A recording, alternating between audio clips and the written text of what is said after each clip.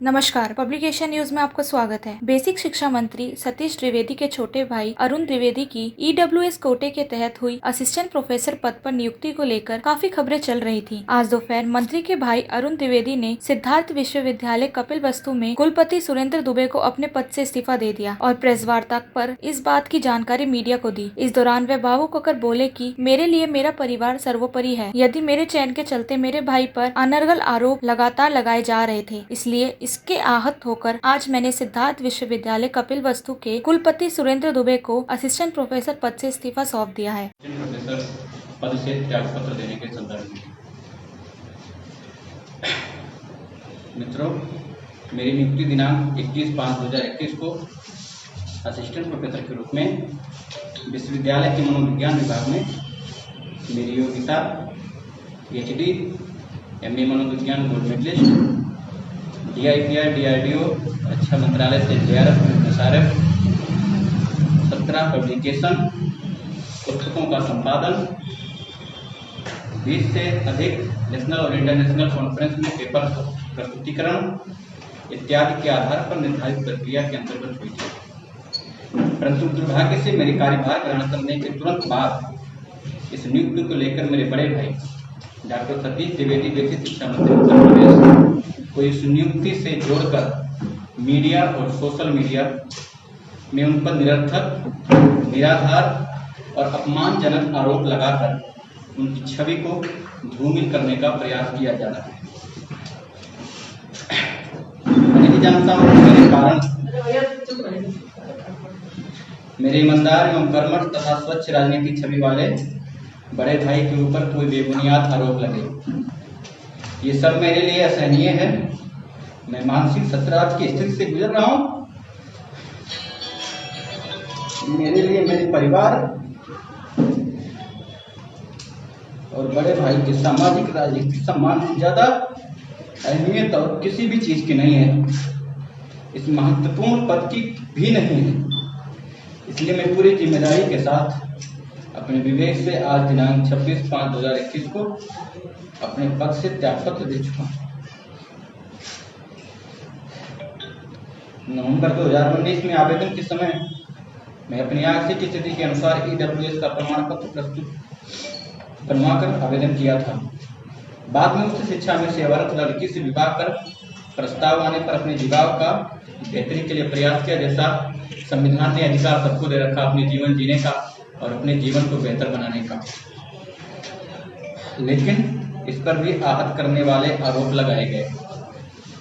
यहाँ मैं ये भी स्पष्ट करना चाहता हूँ कि 2019 में विज्ञप्ति हुए इस पद के लिए मेरी सारी योग्यताओं को पूरा करते हुए आवेदन किया था और आवेदन करने से लेकर साक्षात्कार और कार्यभार ग्रहण तक की सारी प्रक्रिया मैंने स्वयं अपने विवेक से पूर्ण की थी। इसमें डॉक्टर सतीश द्विवेदी जी की कोई भूमिका नहीं थी। धन्यवाद। आइए इस पे सुनते हैं कि क्या कहना है सांसद संजय सिंह जी का। पत्रकार बंधुओं को नमस्कार। पिछले कई दिनों से नौकरी चोरी का एक मामला जो प्रदेश सरकार के बेसिक शिक्षा मंत्री के भाई से जुड़ा हुआ था, वो मामला सामने आया और आम आदमी पार्टी बार बार मांग कर रही थी और आज भी कर रही है कि इस्तीफा मंत्री का होना चाहिए,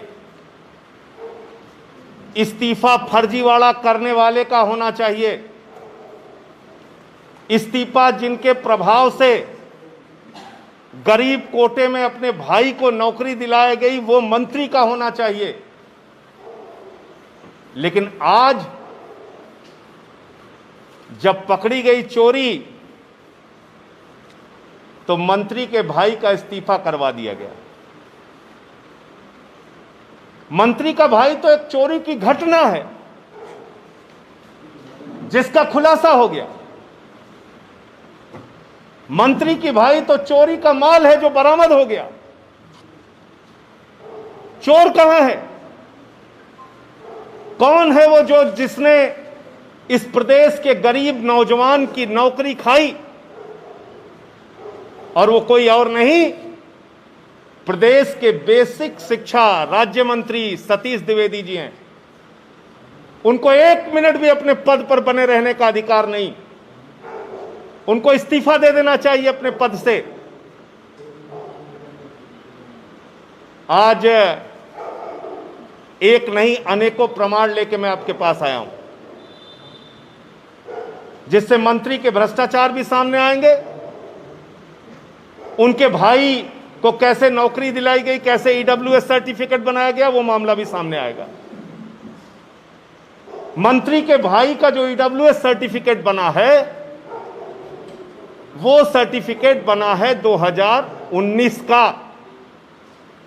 ईडब्ल्यूएस सर्टिफिकेट की जो वैधता होती है, वो वैधता होती है 1 साल की। नोट कर लीजिए, 1 साल की वैधता होती है। तो 1 साल की वैधता वाले सर्टिफिकेट को 2 साल बाद दिखाकर अगर नौकरी ली गई, तो इसके पीछे जिम्मेदार कौन है? मंत्री का प्रभाव, सतीश द्विवेदी का प्रभाव। इसके पीछे जिम्मेदार कौन है? मंत्री, जिसके प्रभाव में 2 साल पुराने सर्टिफिकेट पर नौकरी दी गई भाई को। 2 साल पुराने सर्टिफिकेट पे, जबकि उसकी वैधता 1 साल की है। तो क्या जिस सर्टिफिकेट के बारे में लेखपाल कह रहा है मैंने रिपोर्ट ही नहीं लगाई, एसडीएम ने कहा मैंने बना दिया, तो एसडीएम को गिरफ्तार होकर करके जेल में भेजना चाहिए। जिस प्रमाण पत्र को सही मानकर अवैध प्रमाण पत्र को, क्योंकि वाइस चांसलर जानता है कि यह प्रमाण पत्र 2 साल पुराना है, बावजूद इसके उस प्रमाण पत्र को सही मान के उसने नौकरी दिया, तो वाइस चांसलर को गिरफ्तार करके जेल में डालना चाहिए। और जिस मंत्री के प्रभाव में यह फर्जीवाड़ा हुआ, उस मंत्री के खिलाफ बर्खास्तगी की कार्रवाई होनी चाहिए। क्या उत्तर प्रदेश में किसी सामान्य गरीब के बेटे को इस तरह से ईडब्ल्यूएस कोटे में नौकरी मिल सकती है? नियम कानून को ताक पर रखकर नौकरी मिल सकती है क्या? नहीं मिल सकती। जब मंत्री के भाई का ईडब्ल्यूएस प्रमाण पत्र बना, उनकी पत्नी नौकरी करती हैं, असिस्टेंट प्रोफेसर हैं बिहार में। खुद मंत्री जी के भाई वनस्थली विश्वविद्यालय राजस्थान में नौकरी करते थे, लेकिन उनका गरीबी के कोटे का सर्टिफिकेट बन गया। यह क्या संभव है कि बगैर सतीश द्विवेदी के प्रभाव के बन गया? और मैंने सुना मंत्री जी कह रहे थे मैं भी गरीब हूं, मेरा भाई भी गरीब हो सकता है, इसमें किसी को क्या आपत्ति है? मंत्री तो गरीब है ही हैं। अब वो मंत्री जी कैसे गरीब है, मैं एक एक करके आपके सामने बता रहा हूं, और कितने गरीब हैं। और 17 में मंत्री बनने के बाद उनकी गरीबी का प्रमाण है मेरे पास। उन्होंने अपने गरीबी के दिनों में क्या क्या किया। और आज मैं पूछना चाहता हूं उत्तर प्रदेश के बेसिक शिक्षा राज्य मंत्री से और उत्तर प्रदेश सरकार के मुखिया आदित्यनाथ जी से कि ऐसे मंत्री को आपने अपनी सरकार में कैसे रखा हुआ है, जिसने गरीब नौजवान की नौकरी खाई, नंबर 1, और जिसने मंत्री रहते हुए अनाप शनाप तमाम जमीनें खरीदकर भ्रष्टाचार में आकंठ डूबा हुआ है जो मंत्री, उसको अभी आप अपनी सरकार में कैसे रखे हुए हैं? मुख्यमंत्री जी, आप अपने आप को कहते हैं कि हम ईमानदारी की सरकार चला रहे हैं। यह आपकी ईमानदारी की सरकार? उत्तर प्रदेश में बीटीसी शिक्षक निकल के आए, उनको लाठियों से पिटवाया जाएगा। शिक्षा मित्र आए तो सर मुड़वाएं महिलाएं, सुहागिन महिलाएं। ग्राम विकास अधिकारी के नौजवान आए तो उनको लाठियों से पीट के लहूलुहान कर दिया जाएगा। पुलिस भर्ती के नौजवान आए तो उनको पीट के लहूलुहान कर दिया जाएगा। उत्तर प्रदेश के नौजवानों को मार मार के उनको मां बहन की भद्दी भद्दी गालियां देके सड़कों पे खींचा जाएगा। और मंत्री के भाई को फर्जी सर्टिफिकेट के आधार पर नौकरी दी जाएगी, और अभी भी वो मंत्री बने हुए हैं। ये एक एक करके मैं बता रहा हूं आपको। ये एक जमीन मंत्री जी ने खरीदी है जफर अली नाम के व्यक्ति से, जिसका मार्केट वैल्यू जिस जमीन की है 7 करोड़ रुपए, जिस जमीन की मार्केट वैल्यू 7 करोड़ रुपए है, सर्किल रेट 1,26,29,000 है, और वो जमीन मंत्री जी ने मात्र 20 लाख रुपए में खरीदी है। इनकम टैक्स वाले चाहे तो आज बेसिक शिक्षा मंत्री के यहां छापा मार के उनकी गिरफ्तारी करवा सकते हैं। ये सीधा सीधा फर्जीवाड़ा है। उसके बाद मंत्री जी ने ग्राम कंदालालपुर में एक जमीन खरीदी अपनी माता जी के नाम पे। वो जमीन 12 लाख रुपए में खरीदी गई है, जिसका सर्किल रेट 65,45,000 रुपए है, और जिसकी बाजार की वैल्यू कम से कम 5 करोड़ रुपए की है। तीसरी जमीन ग्राम इटवा, ये तीसरा, ये 3 लिखा होगा, हाँ लिखा होगा। ये इसके विक्रेता हैं रमेश चंद, और ये भी मंत्री जी के माता जी के नाम पे है कालंदी। इसका सर्किल रेट 22 लाख रुपए है, और इसको खरीदा गया है 20 लाख रुपए में, और इसकी मार्केट वैल्यू जो है वो लगभग 2 करोड़ रुपए की है। तीसरा ग्राम सनीचरा में जमीन खरीदी गई है, विक्रेता हैं तिलकराम, क्रेता हैं कालिंदी जी, उनकी माता जी। और ये जमीन जिसका सर्किल रेट 23,69,000 रुपए है, ये मंत्री जी ने खरीदी है 8 लाख रुपए में, और इसकी मार्केट वैल्यू कम से कम 2 से 3 करोड़ रुपए है। और ये सारी जमीनें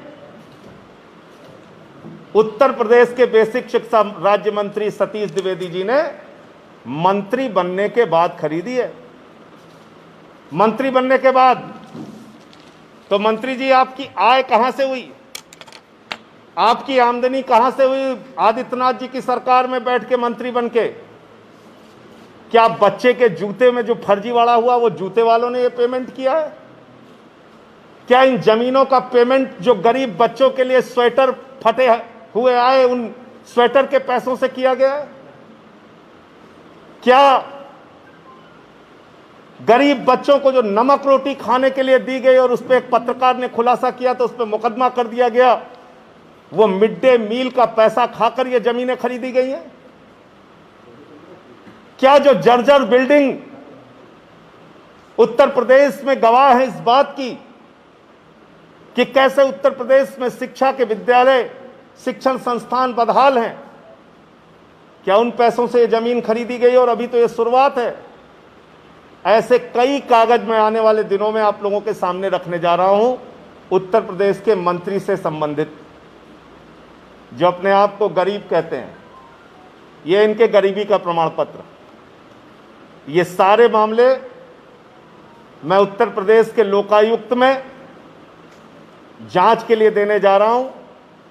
इसकी शिकायत करूंगा, लोकायुक्त में इस भ्रष्टाचार की शिकायत करूंगा, और भी जो कागजात मिलेंगे उसको भी उसके साथ जोड़ूंगा। मंत्री को आदित्यनाथ जी को तुरंत बर्खास्त करना चाहिए। उनको 1 मिनट भी अपने पद पर बैठने का अधिकार नहीं है। जो एसडीएम, जो वीसी फर्जी प्रमाण पत्र जिसने बनाया, उन लोगों को गिरफ्तार करके जेल में डालना चाहिए। और उत्तर प्रदेश में एक उच्च स्तरीय जांच होनी चाहिए, कहां ऐसे ऐसे मंत्रियों के रिश्तेदारों को किन किन नौकरियों में रखा गया, और उन लोगों के खिलाफ भी कार्रवाई होनी चाहिए। मैं धीरे धीरे करके और भी जो माननीय मंत्री उत्तर प्रदेश में बत्तियों में घूम रहे हैं, एम्बेसडर में घूम रहे हैं, बंगलों में रह रहे हैं, उनसे संबंधित जो कागजात आएंगे वो आपके सामने करेंगे। लेकिन आज मैं सिर्फ इतना कहना चाहता हूं कि मंत्री के भाई का इस्तीफा कराकर ये ड्रामा और नौटंकी करने से काम नहीं चलेगा। ये एक बहुत बड़ा गुनाह और अपराध है जो जानबूझकर संविधान की शपथ लेने वाले एक मंत्री ने किया, जो मंत्री 1621 शिक्षकों की मौत को 3 गिनता है, जो मंत्री उत्तर प्रदेश में शिक्षा की बदहाली के लिए जिम्मेदार है और तमाम जमीनें खरीद कर बैठा हुआ है, उस मंत्री के ऊपर कार्रवाई होनी चाहिए, उस मंत्री की जांच होनी चाहिए, नंबर 1। दूसरी बात, कल एक वीडियो देखा हम लोगों ने, मन बड़ा द्रवित हो गया। आदित्यनाथ जी की सरकार ने बड़े बड़े दावे किए पिछले दिनों, कोरोना कम हो रहा है, ये हो रहा है, वो हो रहा है, हर जगह दौरे कर रहे हैं, जिस गांव में जा रहे हैं कोई मिलने आ जा रहा है तो उसको लाठियों से पिटवा रहे हैं, महिलाएं हों, डॉक्टर हों, पकड़ पकड़ के गिरफ्तार किया जा रहा है। तो आप जाते क्यों हैं जिलों में? जब आप किसी की सुनना नहीं चाहते, किसी से मिलना नहीं चाहते, किसी का कष्ट जानना नहीं चाहते, तो आप क्यों दौरा कर रहे हैं मुख्यमंत्री जी? पत्रकार सवाल कर रहा है, आप भाग ले रहे हैं। महिलाएं आपसे मिलके कुछ अपनी डिमांड रखना चाहती हैं, आप उनको बंद करवा के पिटवा रहे हैं। डॉक्टर अपनी बात कहना चाहते हैं, ज्ञापन देना चाहते हैं, उनको आप पिटवा रहे हैं, उनको जेल में भिजवा रहे हैं। तो आप जा क्यों रहे हैं? ये सरकारी अमला और हेलीकॉप्टर का खर्चा क्यों कर रहे हैं अगर आप लोगों का कष्ट ही नहीं सुनना चाहते? आपका एक ही काम है, गुनाहों पर पर्दा ढाको, गुनाहों को छिपाने का काम करो। जो हजारों की संख्या में गंगा घाट पर, प्रयागराज के अंदर शवों को दफनाया गया था बालू के नीचे, कल एक दृश्य सामने आया कि उनका रामनामी चदरा नोचा जा रहा था, उखाड़ उखाड़ कर फेंका जा रहा था।